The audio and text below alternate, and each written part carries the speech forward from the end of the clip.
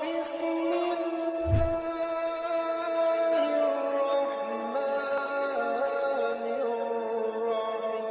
یہاں پہ اس آیت میں اگر غور کیا جائے تو یہ آیت کیا بتا رہی ہے کہ جب بھی کوئی قوم اللہ کا عہد توڑتی ہے تو اللہ نے قانون بنایا ہوا ہے، اس کا نتیجہ اس کو بھگتنا پڑتا ہے۔ ایک نتیجہ کیا ہے خدا کی نافرمانی کا؟ اللہ کی رحمت سے دور کر دیا جانا، لعنت، اور دل کا سخت ہو جانا، یہ نتیجہ ہے۔ کوئی خدا کی نافرمانی کرے، یہ نہیں ہو سکتا کہ اس کا دل سخت نہ ہو، وہ گناہ اس پہ اثر کرے گا ہی کرے گا، کوئی بھی ہو۔ یہ قانون بیان ہوا۔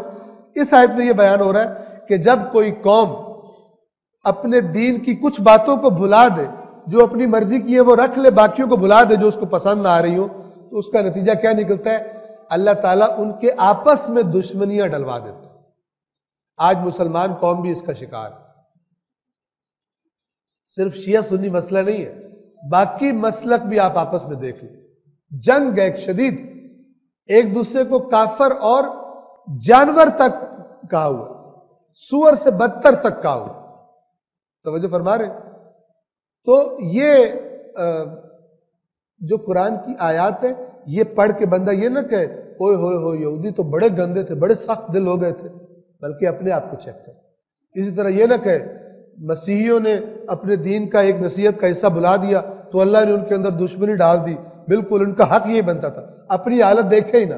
ہمارے پنجابی میں کہتے ہیں آپ ڈوب دی جان دی دویا نو متا دین دی، یعنی خود ڈوب رہی ہے، دوسروں کو نصیحتیں کر رہی ہے۔ تو قرآن سب سے پہلے انسان اپنے آپ کو دیکھے کہ یہ جو حرکتیں انہوں نے کی ہیں یہ ہمارے اندر موجود ہے یا نہیں موجود۔